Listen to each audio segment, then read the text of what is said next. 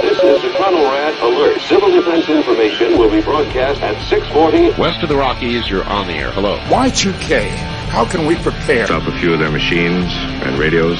Throw them into darkness for a few hours. We are fighting for our lives. My family must survive. Over 5 years, 1,000 gallons of gas, air filtration, water filtration.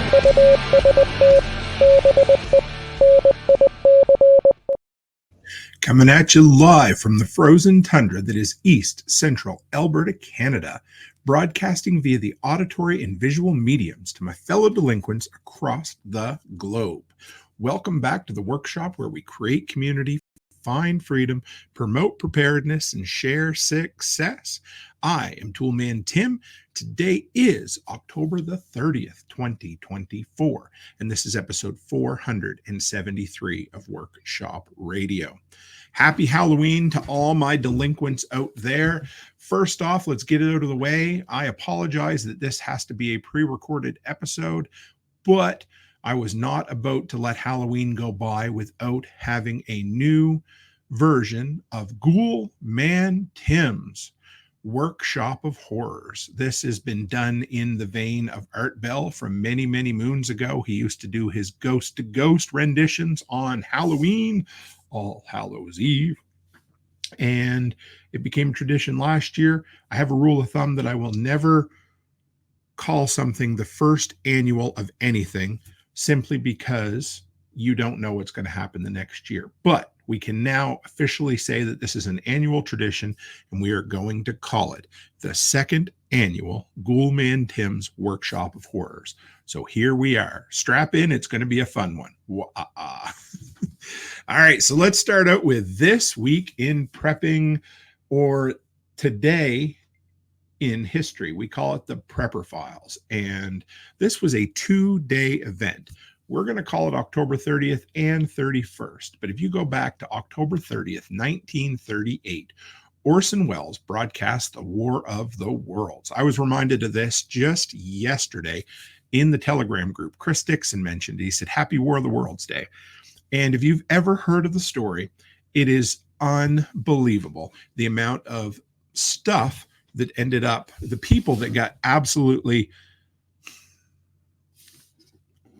scared or twisted up in the head or thought it was a real deal, confused, whatever word you want to look at. What a story. They honestly thought aliens were on their way in. It was crazy. I got this little article up here from riverbender.com, and it said, on this day, October 30th, one of the most impactful events in recent history occurred when Orson Welles' radio adaptation of H.G. Wells, spelt different, no relation, The War of the Worlds aired. The broadcast is often cited as one of the most famous radio hoaxes in history. Wells' production was so realistic that it caused widespread panic among listeners who believed that an actual Martian invasion was taking place. The event sparked discussions in media about media responsibility, public perception, on and on it goes. So in other words, he scared the shit out of folks. I went back and listened to about the first 15 minutes of the show, and they said what ended up happening was one of the really popular shows back in that day ended up running late. And so when that happened, they missed the intro. Now, the intro was about 2 minutes long, and it was Orson Welles kind of talking about the production and that sort of thing. But if you missed that, they then go into a 10-minute orchestra. So everybody thinks, hey, this is an orchestra, a live presentation of music, so we're going to listen to it. Well, guess what? 10, 12 minutes in, they interrupt this regularly scheduled broadcasted program to tell you that in New Jersey, aliens had landed. And I found a recording. It should be public domain. I don't think anything's going to come up from it, but we're going to give it a quick listen. Just about the 1 minute mark here between the orchestra and the interruption.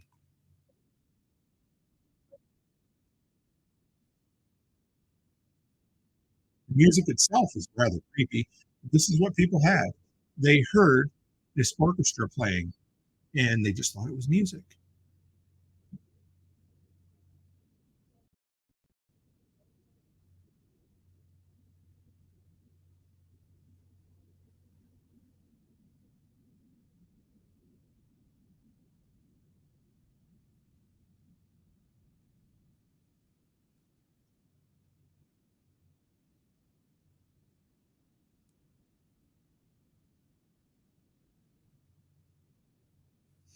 Now tell me, guys, if that wouldn't scare you, if you were, of modern sensibilities in 1938, and all of a sudden you hear what you think is just a normal orchestral score getting interrupted on the radio for live reporting of a dude in New Jersey saying, "Holy shit, the aliens have landed." Yeah, I think it would be scary. So it ended up going a little crazy. Now, here's the deal. Truth be told, most times a lot of these older stories become a bit apocryphal over the years. And what really happened is probably somewhere in the middle. But I did find this article from Los Angeles Daily News, and it said what really happened during Orson Welles' War of the Worlds radio broadcast. And here's the thing. Two things that this article sums up. Number one, Orson Welles leaned into it more and more as time went on. He originally said it was not planned this way on purpose. It was just one of those things that was lightning in a bottle. As life went on, he started to lean into it and say, hey, maybe we really did do this. Maybe we planned it that way. But either way, the other thing is, back then, there was 3 or 4 big radio stations that people tuned into. And so it wasn't uncommon for shows of that era to have very large audiences. And according to the Nielsen ratings of that time, War of the Worlds only pulled in about 2% of the audience. I mean, 2% of the population is still 2%, but it was not what some people said the entire population heard it and got scared to death. No, it was about 2% of the population. Did it cause some scares? I think so. Was it overblown, and has it become, a bit of a man, myth, and legend as the days have gone on? Absolutely it has. So either way, what a crazy way to start out. So the show went live on October 30th, 1938. And then he woke up the next morning being the most famous or the most infamous person in Western society at that moment. He was known as the guy that perpetrated the great hoax that scared kids and the elderly, telling them that the ET extraterrestrials had landed on Earth. So there you go. I always enjoyed that quite a bit. But from there, guys, yeah, I had fun with that one. And we're going to keep going. So let's dive right in to what do we have for you next? If anyone dies while you are kept in your fallout room, move the body to another room in the house. The time has come for Stranger Than Fiction. All right, so I tried to keep a bit of the normal procedure of This Week in Prepping, but we mostly went on a Halloween bent to it. So this week are some more out there, strange, weird stories. And this one might just take the cake, folks. This Mother and Grandmother are up for Mother and Grandmother of the Year. This comes from Newsweek.com. And here we go. Mom and Grandma, you ready for this? Blame ghosts after toddlers test positive for fentanyl. Ooh, yep. So you're a druggie and you're going to blame ghosts for it. But this story to me really fit the Halloween mold. So here we go. 2 women in Newton, North Carolina are facing criminal charges after being accused of causing severe injuries to 2 toddlers in their care. The defense is citing paranormal activity as the cause, according to local ABC affiliate television stations. And unfortunately, their lawyers cannot shoulder the burden of proof. There's no way that they're going to say that some ghost give their kid fentanyl. But the real sad part here is that a 1-year-old and a 2-year-old suffered multiple injuries, including burns, bite marks, and broken bones. Additionally, both children tested positive for fentanyl. Lock them up, throw away the key, and don't blame it on defenseless little ghosts that have nothing to do with your horrible, horrible drug addiction. But I saw this story this week and I thought, man, I really got to open it up with that. That is, what is wrong with people? I have no idea. But so what we're going to do tonight is we are going to jump back and forth between Stranger Than Fiction and I Read It on the Internet. And so the Stranger Than Fiction stories are going to be a bit about some weird and not so wonderful ghosty paranormal type things. And then the stories are going to be, I Read It on the Internet is going to be some of the no sleep stories. And later on, we have some 1-sentence horror stories. So bear with me. Here we go. And I've got something different that we're going to try tonight. So we're going to build a little ambiance as we read some of these horror stories. I hope you enjoy it. It's a little bit different. Let's try it out.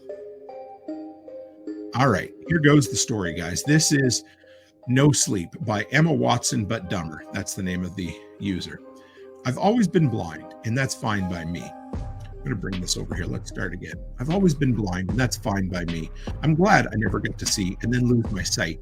That would have been too depressing. Instead, I don't get to mourn something I've never had. I've lived this Upper East Side flat for a really, really long time. As a writer, it's important for me to have my own space. I've been told my writing style is exquisite because I can't see.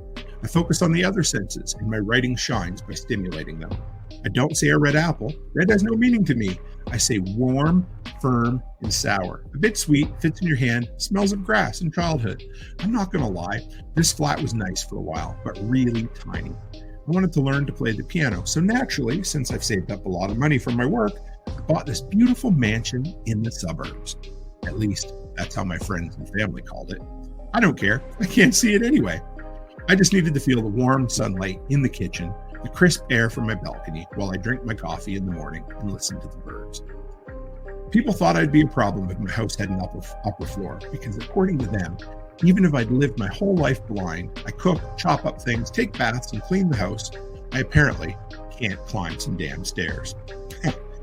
I counted the steps of the staircase, 14. Eventually, I got used to it, and I even started going up and down the stairs fairly fast, since I knew exactly how many steps I needed to climb.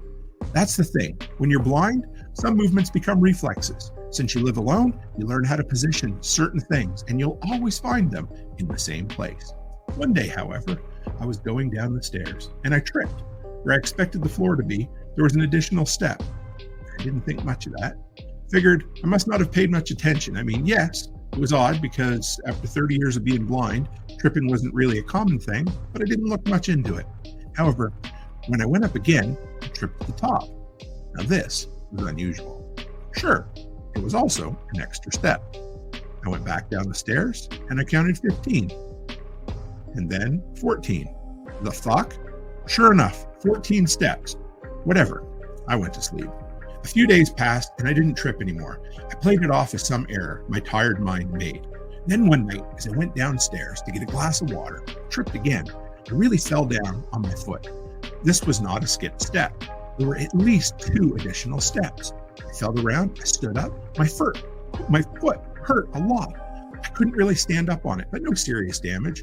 I went up, counting again, 16. What the fuck? Sure, you mess up. You count 1 more or less, but 2 more? The house was so still, so silent, no birds, no bees, no cars passing. Normal people fear the darkness. I feel the silence.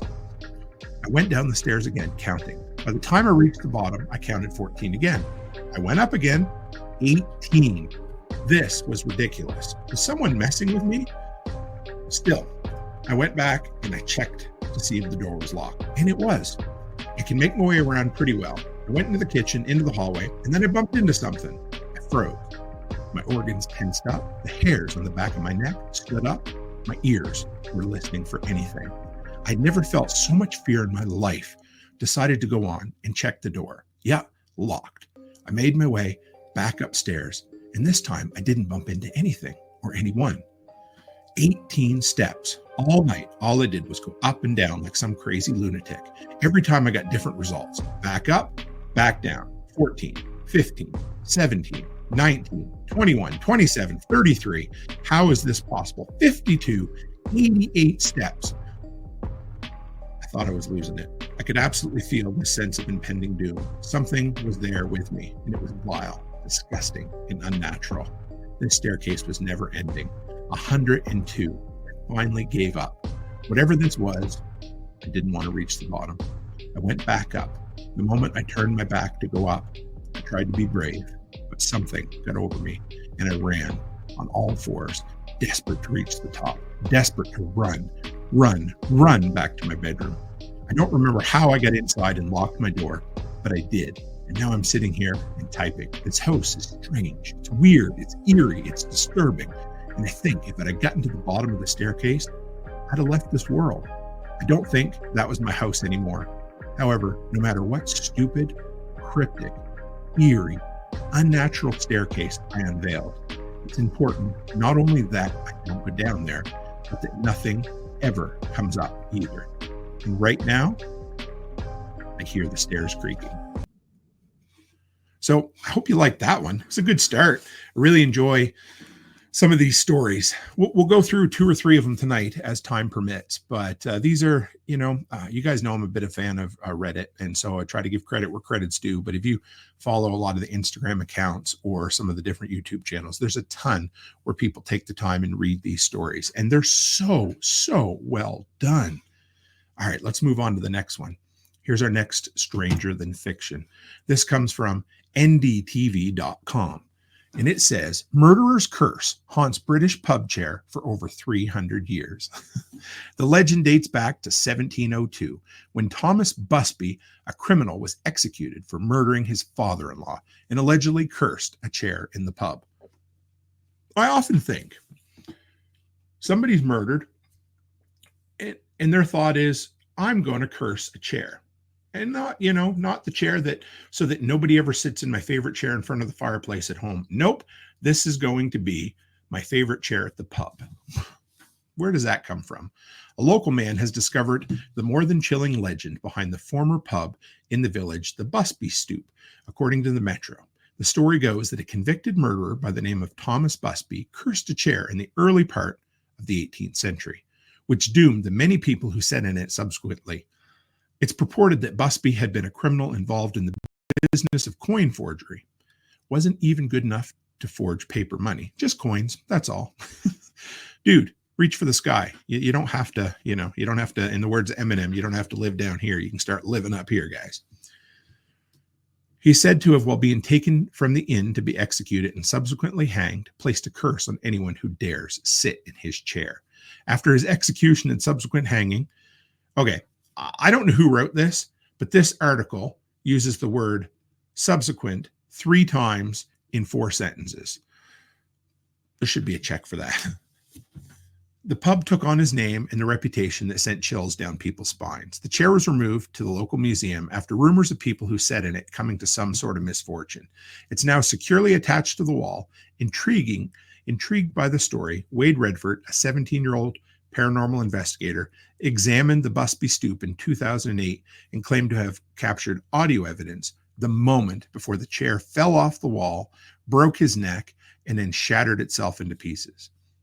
Actually, I made up that last line. They just said that he has audio of Thomas Busby's ghost, and that's all there is to it. So, yeah, I don't know who, like I said, who does it. I'm not sure, but there you go.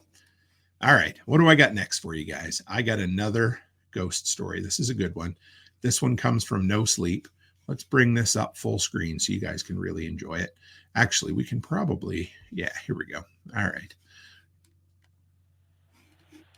And what do we got for you? This one here. It is, I just found my wife outside. This is from David Gray Photography. I'm sitting here freaking out. It's 3:17 in the a.m. and I just found my wife outside. This is going to be a mess. I'm still shaken, but let me explain. So a bunch of years ago, we lived in another house. One night I woke up in the middle of the night because I heard noises coming from the other half of the house. I quietly opened the bedroom door and I saw a light on my wife's study, which was situated next to the kitchen. The house we lived in was a few blocks away from the bad neighborhood. So my immediate thought was that someone had broken in and was going through the stuff in my wife's room, as my wife had come to bed with me several hours prior. As far as I knew, that's where she was. I crept through the house and was ready to confront the person in the room when I realized it was my wife. In my still half-asleep state, I just assumed she was still in bed. Turns out she'd woken up, couldn't get back to sleep, so went to her room to browse Facebook or whatever.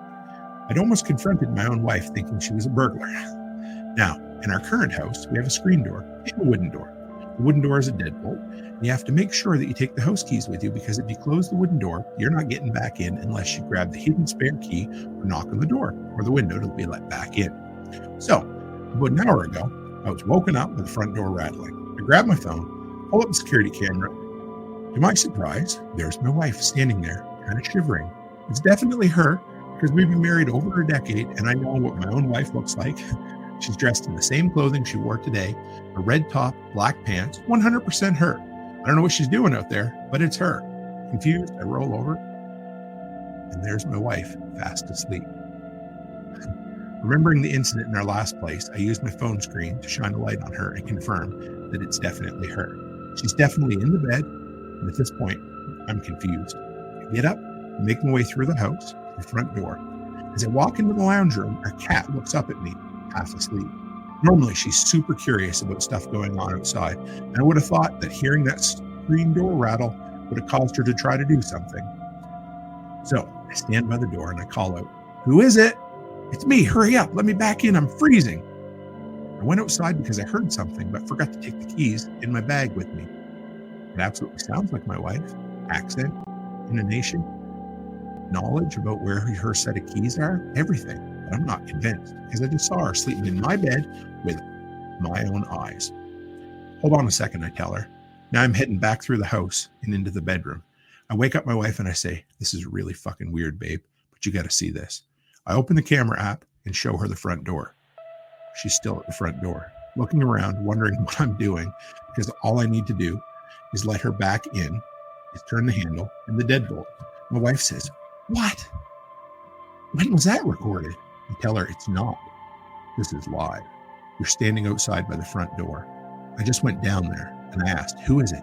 And your voice told me it was you. And I should let you back in because you're freezing and you left your keys in your bag. My wife gets up. She peers through the bedroom window. As you can see, the front door all comes from there. She gasps. She pulls the curtain shut. She turns around. I'll never forget the look on her face as long as I live. She's terrified. "That's me," she says. At this point, I freak the fuck out.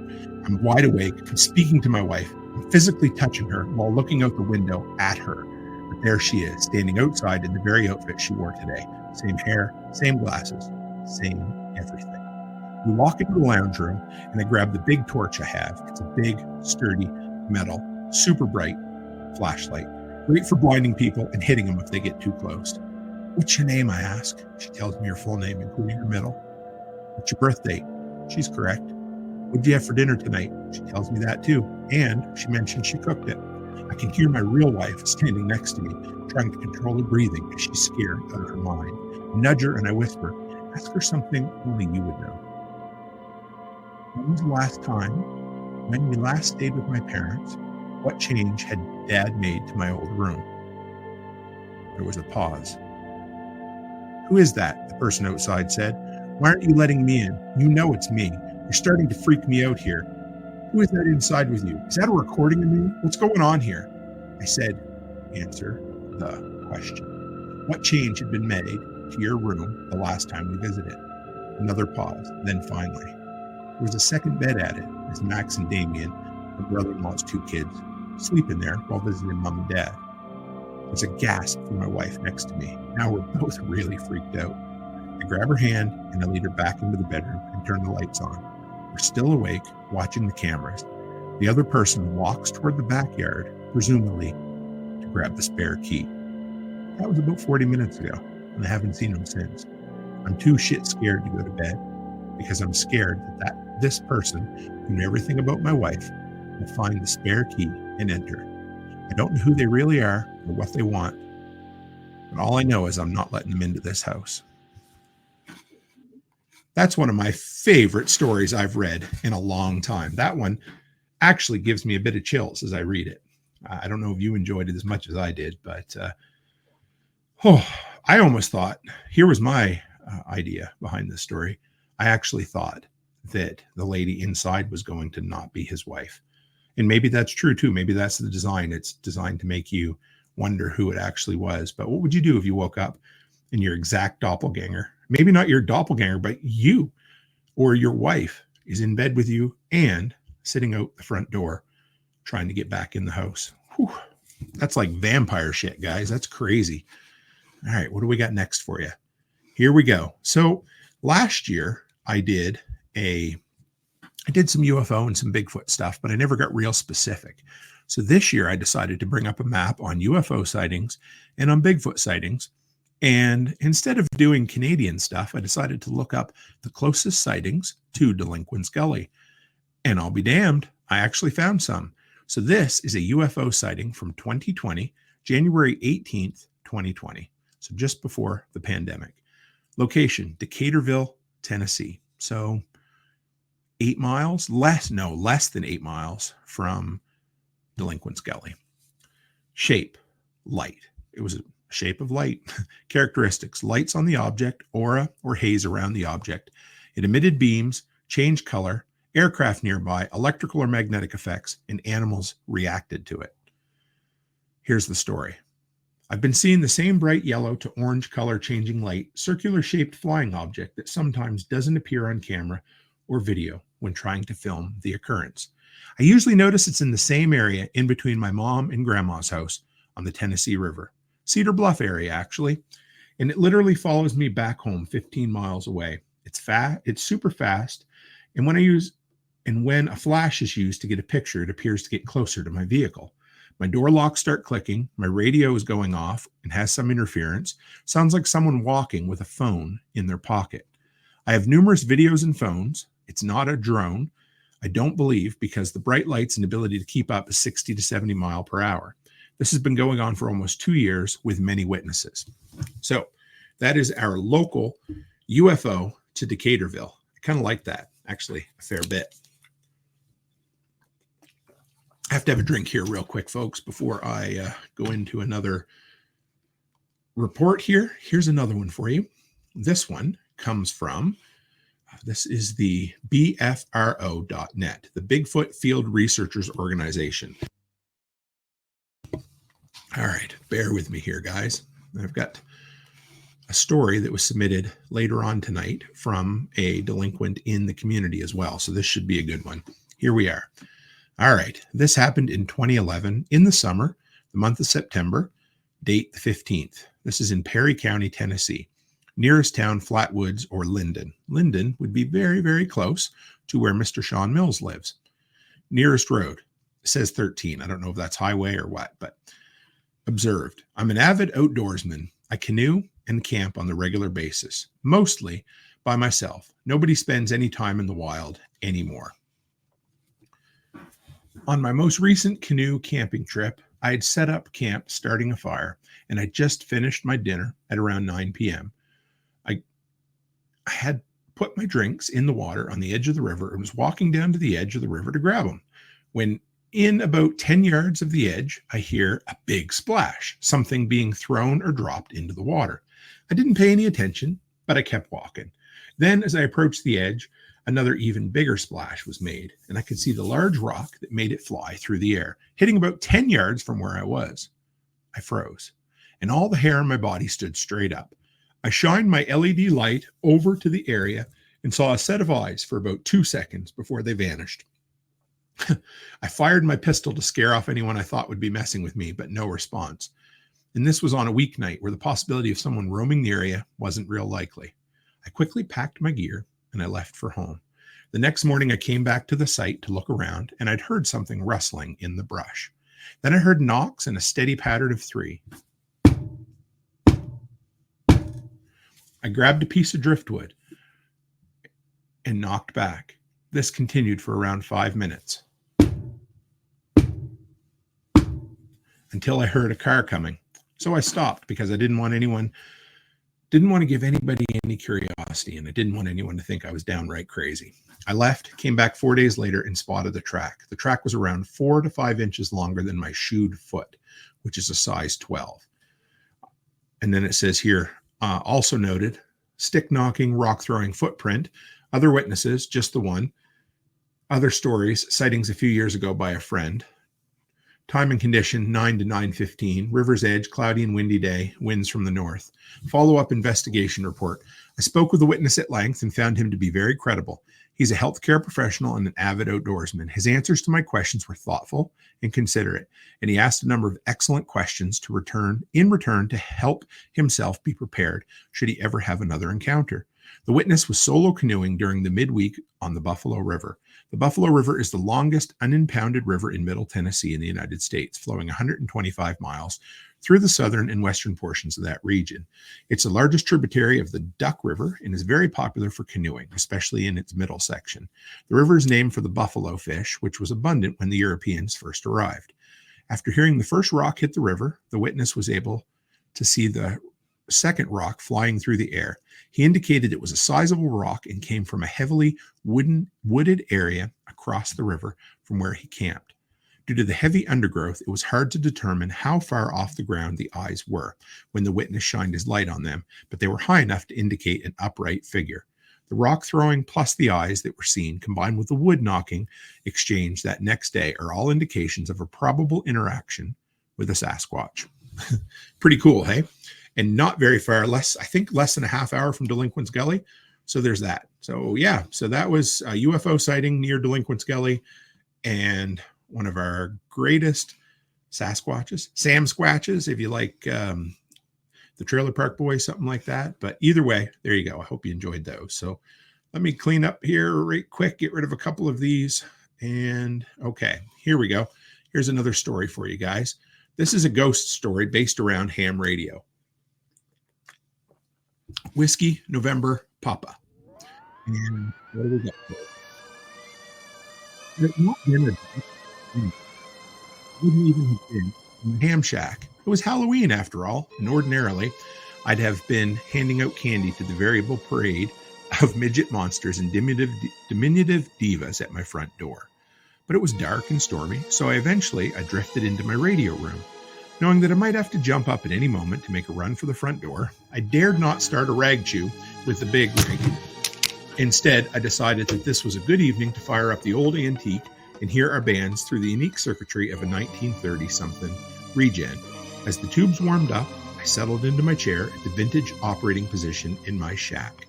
Gradually, the speaker came to life, and weak CW signals could be discerned through a bit of low-band QRN. I'm not quite sure what that means, but that's okay. I confess that at first I didn't pay close attention. I simply enjoyed the lack of selectivity in this old receiver that allowed me to hear quite a few QSOs simultaneously, each with their distinctive notes. Even with my mind wandering amongst thoughts of Halloween and glowing vacuum tubes, I half-consciously started paying attention to the call signs coming through this old radio. A radio, incidentally, that had virtually no band pass filtering. With a radio of this vintage, I had to use the same skills as the ancient ones. Filtration, which was provided by the human brain. It takes real concentration to sort out signals and follow a single QSO. Surprisingly, it's possible. After a few minutes, it seemed almost natural to select one signal and concentrate solely on that conversation. So, with my attention riveted to one QSO, it was a bit surprising that I gradually became aware of another transmission, a strange wavering signal that drifted in and out of my consciousness. I was always in the background, just a decibel or two above the noise floor. Sometimes it was zero beat, a few characters were readily copied, other times the notes would waver to a higher or lower audio frequency and drift out of my mental passband. Suddenly I copied a fragment of code that took my breath away. For a moment, the musical note was 0, and I clearly copied 1 Alpha November Alpha DEWNP. My first thought was that I'd missed a few characters. Surely there must have been a W or a K in front of that. And WNP couldn't be an amateur call. It was missing the numeral. But almost as soon as those thoughts formed in my mind, I realized these calls were indeed familiar, even famous. Familiar and famous they might be, but equally impossible that I'd be copying them. Fans of early radio know these famous calls. WNP was a station aboard the Bowdoin, the legendary schooner that in 1923 carried the Macmillan Arctic Expedition and established the first radio contact from Arctic explorers in the frozen north. What a revolution. Prior to the Bowdoin's success with radio, Arctic expeditions simply disappeared from public perception for months or even years while locked in the Arctic ice. I couldn't believe my ears. Was this a hoax? Was I dreaming? If it's a hoax, it was an elaborate one. The signals sounded authentic. Now I realized why the notes were wavering and musical. They weren't crystal control. The transmitter from 23 would probably be something on the order of a Hartley oscillator. Frequency was determined by tuned circuits.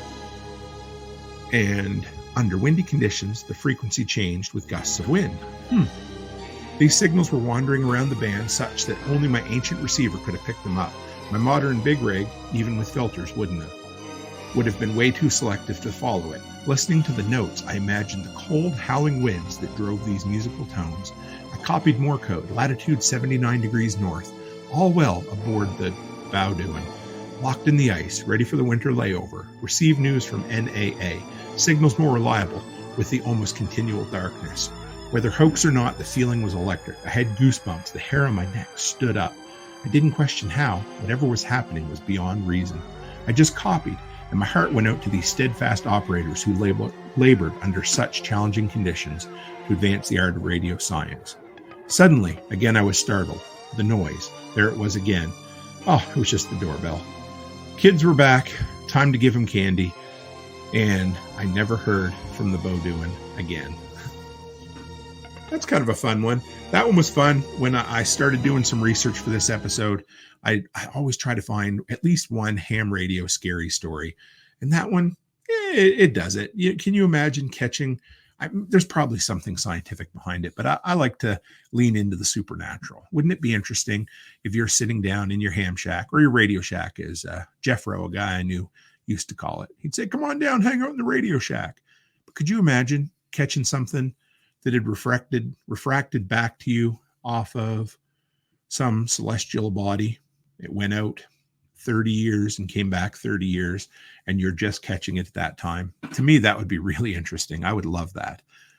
Or, it could be a portal in time that opened up, and you might just be able to hear the echoes of a doomed Arctic expedition on a lone, stormy Halloween night.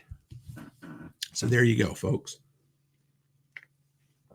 All right, what do we got next for you? Here we are. Okay. This is yet another no sleep story. This comes from Reddit, and it's a good one. It's called My Boyfriend Saw Something He Can't Explain, Neither Can I. It was written by Location Atlas, and here we go. All right. My boyfriend saw something he can't explain, and neither can I. The story isn't a joke. Trust me. I thought it was at first, too. My boyfriend, 18-year-old male, saw something he can't explain. It was New Year's Eve, and he was driving home after our date night, so it was around 1 a.m. I was lying in bed, scrolling on my phone, when I got a call from him. I didn't think anything of it, assuming he was calling because he was bored on his drive home or something. I answered, kind of half asleep, when he told me he just saw something terrifying, and he didn't know what to do. He said, listen, I know this is going to sound insane, and I can't tell anyone else because no one will believe me, but I'm scared. Something you should know about my boyfriend is he doesn't get scared often. He's rational. He views everything with statistics and science. He doesn't believe in the paranormal. I thought he was just fucking with me. He was trying to scare me or something. I told him to explain what happened. He starts, I was driving down the interstate and I saw this deer. But it wasn't a deer. It was fucking huge. At first I thought it was just a really big deer, but as I got closer, I realized deer don't get that big. Elk, moose, they don't even get that big. It was at this point that I realized he was telling the truth. His voice was shaking and he was talking frantically. I'd never even heard him that scared before, but he went on. It was hunched over. It looked like a man, a really, really big fucking man, but it had deer antlers and fur all over it. I thought I was tweaking until I looked in my rearview mirror after I drove past and it was still there, and other cars were swerving away from it. That night he didn't sleep. He kept a loaded gun by his bed and watched security cameras around his house all night. Last night we were talking about it again, and as he was talking, his eyes were darting around. He checked behind himself every 30 or so seconds. He gave me a better description of it. It stood at least 8 feet tall. It looked like a man hunched over with his hands on the ground. It had a human face and massive deer antlers. Standing upright, it had probably been at least 12 feet. It was covered in fur and stood deer-like. It was standing on the side of the interstate just watching the cars go by. And if you thought that was wild, you ain't seen nothing yet, because here's where the shit gets really wild. His house is about a mile from the interstate, some woods separating them. He explored these woods before. He was telling me about a bridge in the woods that he had explored before, and it shouldn't technically be there. Every bridge in the state of Kentucky is registered with a serial number. This one wasn't. He described it like it looked like it was brand new. Not a touch of rust, not the stone, the metal. It was pristine. Not a bit of graffiti. Under the bridge, there was a tunnel. This tunnel would logically be a drainage tunnel, but it was always bone dry. He doesn't know how long it is, but he knows it's at least 2 miles long. He said In the last couple of years, since... Sorry, guys, here we are. He said in the last couple of years since he's been there, he doesn't want to go back. He thinks the thing he saw is from there. He said bridges are supposed to be registered, but this one isn't in the Kentucky registry. Everything about the bridge is just wrong. And something about it reminded him when he saw it on the interstate. He told me there's only been one other experience in his life that was like this one. It was right when he turned 17. He was out alone hunting in the woods. If you've never been hunting before, you can see the woods wake up around you. As the sun rises, the birds wake up. The squirrels come out and they run around. The deer come out for dinner since they're nocturnal. He told me this time nothing was there. The birds weren't chirping, nothing in sight. The leaves were still, not a breath of wind. Everything was dead silent, except the sound of his own breath. It was around noon, and he decided something was off, and he left to go home. He told me he didn't think much about it, but now it genuinely scares him to think about it to this day. Has anyone ever seen anything like this before? I don't know if it was a Wendigo or someone pulling a prank, but I know I've never heard my boyfriend sound like that before. I believed him. I believe him still. There was something there that night that's unexplainable, and I need someone to confirm we aren't crazy. I need some sort of explanation. I started to believe what he saw was a knot deer. We talked about it, and I was telling him what a knot deer was, and he said it could be it. Thank you to everyone in the comments of this story for telling me your theories, and please continue to do so. For those saying it could have been a person pulling a prank or a person in a costume, it was 28 degrees Fahrenheit at 1 a.m. And at the moment, I'm not able to go out to the bridge. The weather is dangerous enough as it is, and I'm dealing with a lot in my personal life that's making it difficult to get out of the house at all. At some point, I'll check the bridge out. Sadly, it won't be as soon as you'd all hoped, and I am sorry. I don't know. Creepy story made up by teenagers. Either way, I kind of enjoyed it. I mean, who finds a bridge with a 2-mile tunnel under it in the woods? And it sounded like there's only a mile between him and the interstate. Any of you guys out there ever seen something unexplained? Something by the side of the road in the middle of the night that you thought, that's either a murderer or a Wendigo, the Jersey Devil, a Sasquatch, an abominable snowman, a Yeti, who knows? You name it, it could be. But if you've ever come across something like that, I'd love to hear your stories. I've never come across anything quite like that in all my years, but man, not for lack of trying. I'd love, well, maybe I wouldn't want to. Maybe if I ran into a Sasquatch or a Bigfoot out in the woods, I would decide that it wasn't for me. But it's kind of like when you haven't grown up around tornadoes, you're always like, it'd be interesting to see a tornado. Not too close, but close enough. And then everybody who's seen them tells you, don't say that. You don't wish that on your worst enemy. And that's probably the way it is with a cryptid just like that. So, all right, folks, I got a story for you here. And this came from a member of the workshop community. And here we go. This comes from Mr. Richard Rose. He says, "Hey, Tim, I always think to share for Ghost to Ghost, but I usually forget. I got a ton of stories. It's freaky crap that's happened to me, but I'll share 2 of them for now. The first one, about 12 years ago. I was single at the time, and I was living in Reston, VA. One night while I was sleeping, I woke up and I looked straight at the ceiling to see a small black circle the size of a softball appear. I don't remember if it blinked open or it spiraled open, but it was there. Then 2 small yellow glowing lights blinked at me in a mischievous sort of way. I thought to myself, well, that's kind of cool. And I rolled over. About 5 seconds later, I thought, wait a minute. I rolled back to look, and the ceiling was normal again. Sounds like an orb, a floating orb. I've heard stories about that. I've talked to people who have experienced them before, but I haven't again myself. And here's the second story. This happened about 2 years ago. My wife and 2 older kids were riding their bikes on the Greenway Trail. My bike was in for repair, so I walked the trail, pushing my youngest in his stroller. We came to an area with a bunch of large rocks stacked up on top of each other near a bridge. Suddenly, one of them turned into a little bearded man wearing a long sleeve shirt and pants, maybe overalls, before turning back into a rock again. I would have just chalked it up to my imagination if my 2-year-old son wasn't looking from me to the rock and back again as if to say, what the hell was that, Dad? Anyway, love the show. And I hope this helps. Richard Rose. Guys, this means the world to me when you share your stories. So remember this for next year. I'm looking for some really good stories. I'm going to push it. I did a couple live calls last year, but unfortunately this year the show had to be pre-recorded. But as we finish up here, I got just a couple. So over the years, I've been a big fan of those one-sentence horror stories. And the reason for that is that there's nothing more scary than a person's own imagination. And these one-sentence horror stories leave most of it to the imagination. They're just scary enough. But let's go into it. Let's read each of these together. I hope you enjoy them, and we'll close up after that. So here we go, guys. All right. So, one-sentence horror. Here we are. Every morning, I wake up to a new photo hanging on my wall of me smiling, posing with a family I've never had.